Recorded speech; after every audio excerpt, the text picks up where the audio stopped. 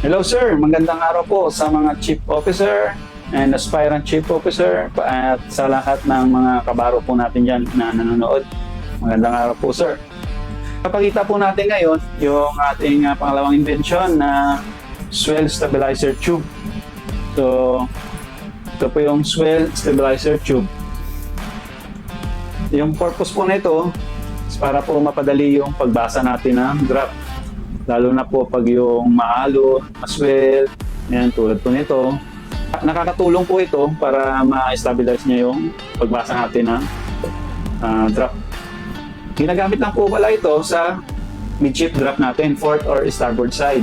Kasi sa forward and up, naka-slope po siya at makukulo po pag inarya niyo po doon. Sa midship lang po ito nagagamit dahil straight po yung midship natin.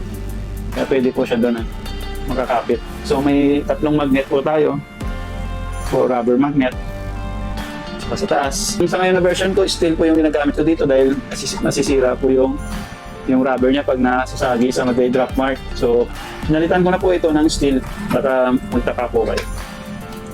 Yung una kong lumabas nito, wala pa kasing magnet sa taas. Pero wala namang problema po yun, parehas lang po. Medyo nadagdagan ng magnet para mas maganda yung kapit niya. Pero no problem din po doon sa una. Wala rin po problema kahit na walang magnet. Kasi kung sa na-upgrade lang po natin kung ano po yung nakikita natin mas maganda at komportable po tayo. So ito po lahat ay pure stainless at nag-weight lang po din po ito ng 1 kg. So pwede rin itong dismantle para mas madali po natin ibagahe. So yung maximum height niya po is 53 cm or 20.8 inches. Kasyang-kasya po yan siya dito sa ating bag, no? Kasya po ito with drop kit reader and swell stabilizer tube. So ipapakita ko po sa inyo kung paano yung paggamit nito. So pag na-assemble niyo na to, nakaganito na po siya. And then dito po sa taas, dito po natin nilalagay yung tubing line. O may mas maliit pa kayo na tali para magaan po at hindi siya na lilipad na hangin. So pag natalian niyo po dito, ilalagay niyo po ito sa gilid ng kostado natin. So dahil na ito, papakita ko sa inyo kung paano siya gamitin. Ito po yung ating invention ng swell stabilizer tube. So ito yung ito po yung pure stainless. May mga magnet po siya. Magnet. At syempre, ito po ay may butas po na maliit po din dito. Saka dito sa taas. Dito nyo po itatali yung natin, yung ribbing line or may maliliit pa kayong tali para pag-area. So pag na-dikit nyo sa kostado, hindi po siya totally dikit po kasi dahil may clearance po ito. Yung ating magnet dito sa kostado. So pag nililiko nyo po yan dyan sa kanan, yan, pupunta po yung tube natin sa kaliwa. Pag niliko po sa kaliwa, pupunta na din po sa kanan. Ganyan lang po mag-maneubrada. Para dumikit doon, lumalapit doon sa ating drop mark. So iwasan nyo lang na makapatong ito sa drop mark kasi yung drop mark nakaangat po yan. No? So mabangga po siya didikit. So mahirapan kayong magtanggal. So ang tendency niya nasisira po yung magnet natin kasi rubber lang po siya. Nilubog nyo na po sa dagat, no, sa tubig. So, iangat po yung natin, rotor valve. Hanggang sa kung saan nyo po naka-steady yung itong swell stabilizer. So, example po, inarya nyo na po ito sa dagat. So, ito yung drop mark natin. So, ito po yung water level, sea water level, no? So, dandahan po i-area. Yan, area po natin. Yan. So, pag mag-area po kayo, make sure nyo po na almost kalahati po ng tube. So wag po yung ganito kasi hindi nyo na mababasa, mag-error po yan kasi hanggang dyan lang po yung water mark natin. So hindi po maganda. Meron din dito, pag sobrang baba, wala rin, error na rin po yung pagbabasa. So mas maganda po, sir, yung paghuhulog nyo, either nasa gitna or dito banda. Taas konti.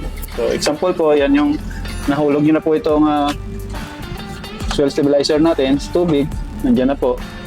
Itatali nyo na po ito doon sa railings, i-fix nyo po na hindi mahulog at siyempre ilalapit nyo po ito sa drop mark. So iwasan nyo pong madikit to sa drop mark kasi mahirap matanggal. So minsan ginagawa ko, nag-clearance lang po ako. So example po, itong floater nyo, aangat po yan around nasa 180 seconds or 3 minutes, mag-stabilize na po yung floater ball natin. Pero pinapasubrahan ko po ng mga isa pang minuto, ginagawa pong 4 minutes to 5 minutes para sigurado.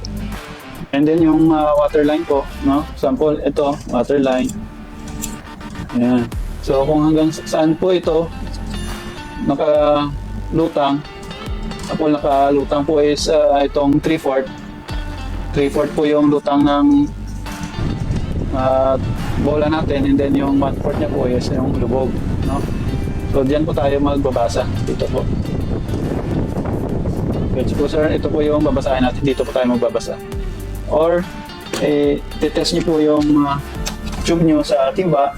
Ilulublob niyo siya, hintayin niyo hanggang mag-stabilize. So kung hanggang saan yung angat niya, tsaka yung lubog, doon po tayo sa may bandang tubig magbasa. I-test niyo po yung para ma-practice niyo po kung tama yung pagre-reading niyo. Ihulog niyo lang po sa isang timba, no? Kung hindi kasya yung timba, tatanggalin niyo po ito, pwede niyo itong tanggalin. At saka ilulublob. At i-test niyo po kung saan yung reading. So pag ganyan po yung reading, so ibig sabihin nasa 9.60 yung basa. So kahit na mag-swell po siya ng malaki, no? Pag nag-swell po ng malaki, so dito yung bola niyan, hindi naman siya basta-basta nahulog yung bola dahil sa maliit lang po yung butas niya dito sa baba. Tsaka may breather po sa taas. So babalik ka agad yung swell. Balik naman yung swell, ganyan. Hanggang sa may steady. Kahit na nakaganyan po yung swell, yan, tingnan niyo po dito sa baba, yan, ganyan. Kung saan po yung ito naka-steady, saan po ito naka-steady yung ball natin, yun po yung reading na drop natin. Drop. Tingnan niya, katulad po niyan sa baba. Ito po kahit na malaki yung swell, basta hindi lang malakas yung kuryente, hindi po ito basta-basta napapadpad dahil na sa magnet. Tsaka yung rubber natin maganda dumidikit. Hindi po yan basta-basta hilahin po ganyan. Hindi po yan basta-basta na tatanggal. Once po na tapos na po kayo mag-read, iangat niyo po lagi at saka huwag niyo ibabad sa dagat. Kahit na po pure stainless po ito, itong sa magnet natin may mga steel pa rin na kinakalawang. Kaya minsan yung mga kanto nito kinakalawang. Kaya ang ginagawa ko, tinatanggal ko po ito pag inaangat ko lang. Pagka kailangan ko, pinapa-lower ko lang siya kaagad sa baba. So huwag niyong iiwan na nakalublob. Kasi baka masira o kalawangin yung mga ano niya dito sa magnet. Ito hindi naman malilinisan naman kahit na magkalawang yung pa niya, pero kayang malinisan kasi stainless po ito. Once na maka-departure na kayo, tinatanggal ko po ito, linisan natin at insecure na naman sa ating may wagang bag para safe po yung gamit natin. Kasi mahirap pag mabasag to, no? Hindi naman madali mabasag to unless na mahulog ng puto o matamaan sa kanto. No? Ibay po itong acrylic tube natin. Banlawan lagi at para hindi siya ng asin. And make sure lang po yung butas natin na laging intact po, may butas po lagi. Make sure nyo po na hindi magbabara. Pag nagbara po yan, either sa baba sa taas, mag-error po yung drop reading. Okay sir, maraming salamat sa inyong pagtitiwala. Pag may mga concern po kayo, message nyo lang po ako dito sa akin, Facebook page, sa TikTok, and sa YouTube. Search nyo lang po yung Dropmaster Innovation. Makikita nyo po dyan mga videos ko po, may mga tips and tutorials po tayo. How to assemble, tsaka yung mga pang mabilisan na pang-drop. Maraming salamat sa inyong pagtitiwala. Hanggang sa muli sir. Salamat.